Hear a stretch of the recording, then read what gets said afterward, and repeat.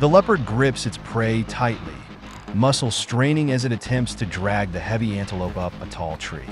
The prey is massive and heavy, making the task nearly impossible.